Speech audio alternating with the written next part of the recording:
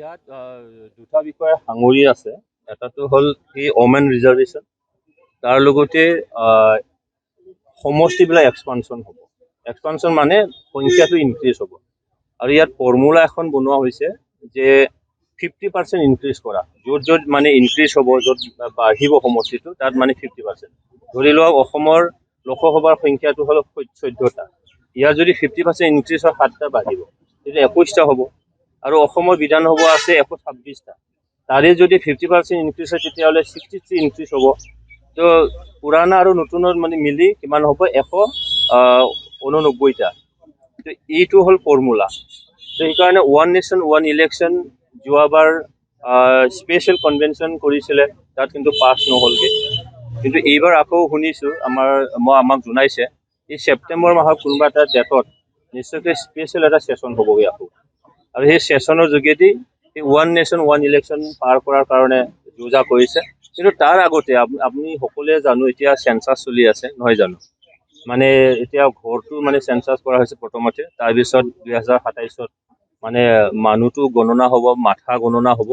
আৰু সেই গণনা হোৱাৰ পিছত কিমানখিনি কোনটো ষ্টেটত কিমানখিনি ইনক্ৰিজ হ'ল তাৰ ওপৰতো ভিত্তি কৰি সেই সমষ্টিৰ যিটো আকৌ মানে ডিলিমিটেশ্যন হ'ব, সেই ডিলিমিটেশ্যন হোৱাৰ পিছতহে 2029ত নিশ্চয়কৈ সেই ওৱান নেশ্যন ওৱান ইলেকশ্যনটো হোৱাৰ নিশ্চয় আশা আছে। এই ওৱান নেশ্যন ওৱান ইলেকশ্যন হ'লে ইয়াৰ মানে পজিটিভ আৰু নিগেটিভ দিশটো ভালকৈ চৰ্চা কৰা হৈছে।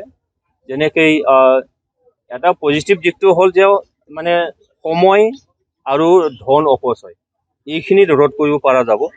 কিন্তু দেখা গৈছে যে ইয়াত মানে বিধানসভা আৰু লোকসভা একেবাৰে কৰাৰ পিছত কেতিয়াবা এনেকৈ হ'ব পাৰে নেকি, কোনোবাই মানে ভগৱানে নকৰক কোনোবাই হয়তো ঢুকালে কোনোবা কেণ্ডিডেটে, তো সেইটো সময়ত বিধানসভা হ'ব পাৰে বা লোকসভা হ'ব পাৰে।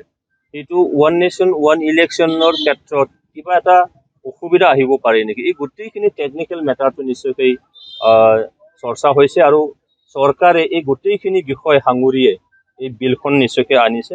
ইয়াত বিশেষকৈ সেইটোৱে হয় যে ধন আৰু সময়ৰ অপচয় এইখিনি ৰোধ কৰাৰ কাৰণে সেই বিলটো আনিছে। আৰু সেইখিনি যদি আমি যাব পাৰোঁ নিশ্চয়কৈ, কাৰণ সময় আৰু ধনৰ অপচয়ৰ লগতে কিমান কাম কাজবোৰ মানে বন্ধ হৈ থাকে, কাৰণ নিৰ্বাচনী প্ৰক্ৰিয়া 2 মাহলৈকে মানে থাকে। ইয়াত বিভিন্ন ডেভেলপমেণ্টেল এক্টিভিটি নহয়গৈ। তো এই গোটেইখিনি কথাবোৰ সাঙুৰি আছে। এইখিনি চিৰিয়াছ মেটাৰ হয় এইখিনি, আৰু মই আশা ৰাখিছোঁ এইখিনি আকৌ এটা সমাধান নিশ্চয় ওলাব। একচুৱেলি সেইটো BTC চুক্তিমতে নিশ্চয়কৈ তেনেকুৱা মাৰ্কেটটো BTC চৰকাৰৰ আওতাত থাকে। কিন্তু এই প্ৰক্ৰিয়া আগতেও চলিছিলে, কিন্তু কি হ'ল যে ইয়াৰ দ্বাৰা বৰ্তমান অসম মানে ভাৰত চৰকাৰে ইয়াৰ ওপৰত অলপ চোকা দৃষ্টি ৰাখিছে নিশ্চয়কৈ। তো ইয়াত পজিটিভ আৰু নিগেটিভ দিশটোও নিশ্চয়কৈ আছে। কাৰণ পজিটিভ দিশটো হ'ল যে আমাৰ সাধাৰণ মানে ৰাইজ তেখেতসকলৰ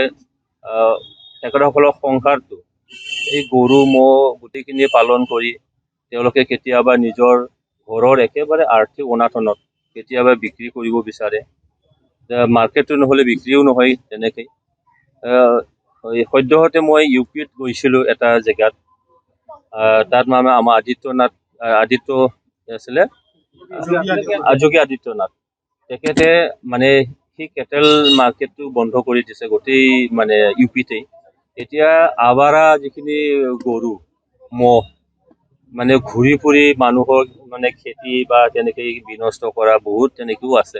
কাৰণ মাৰ্কেটিং নোহোৱাৰ কাৰণে ঘৰৰ গৰাকীয়ে বিক্ৰীও কৰিব পৰা নাই।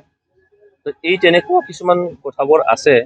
কিন্তু এইটোত চাব লাগিল যে ইয়াত ৰেভিনিউ আমাৰ চৰকাৰ কিমান পাইছে, ৰেভিনিউ পোৱাতকৈ বেছিকৈ তাত মানে কিবা ঘোটালা হৈছে নেকি, আৰু ঘোটালা হোৱাৰ চান্সটোৱেই বেছি।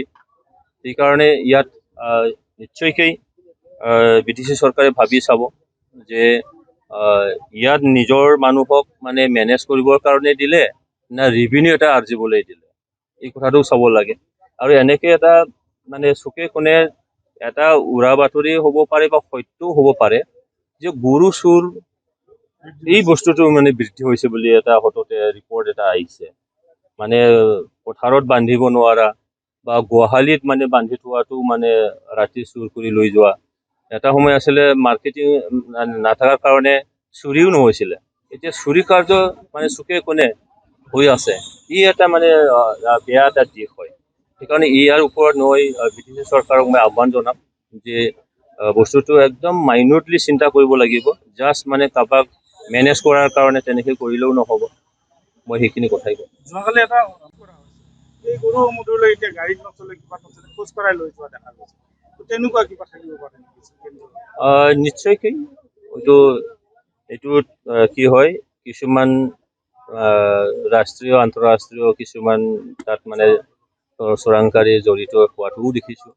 আৰু যিটো নেকি চোৰাংকৈ লৈ যোৱাত তাত কোনো ৰিভিনিউ আমি চৰকাৰে নাপায়। আৰু সেইটোৰ দ্বাৰা মানুহৰ কেৰেক্টাৰটো মানে সততেই চেঞ্জ হৈ থকা যেনেকৈ চুৰি কাৰ্য, যিয়ে মানে আজিৰ তাৰিখতে দেখিছোঁ যে বিশেষকৈ ড্ৰাগছৰ এডিক্ট হৈ সৰু সুৰা চুৰিটো হয়েই। আৰু তাৰ ক্ষেত্ৰত যদি আকৌ এটা মানে গৰু চুৰ কৰি যদি ডাঙৰ এখন মানে ধন যদি পাব পাৰে, তাৰ চুৰি কাৰ্য নিশ্চয়কৈ মানে তেওঁলোকে এনকাৰেজ কৰাৰ দৰে নিশ্চয়কৈ হ'ব। সেইকাৰণে চৰকাৰে মানে ভালকৈ ভাবি চাব লাগিব। যাৰ কাৰণে প্ৰমোদ বড়ো ডাঙৰীয়াৰ চৰকাৰৰ সময়ত এই গোটেই বস্তুবোৰ মানে চাই মেলি মানে বন্ধ কৰা হৈছিলে। মই বন্ধৰ পক্ষতে মই নিশ্চয়কৈ থাকিম।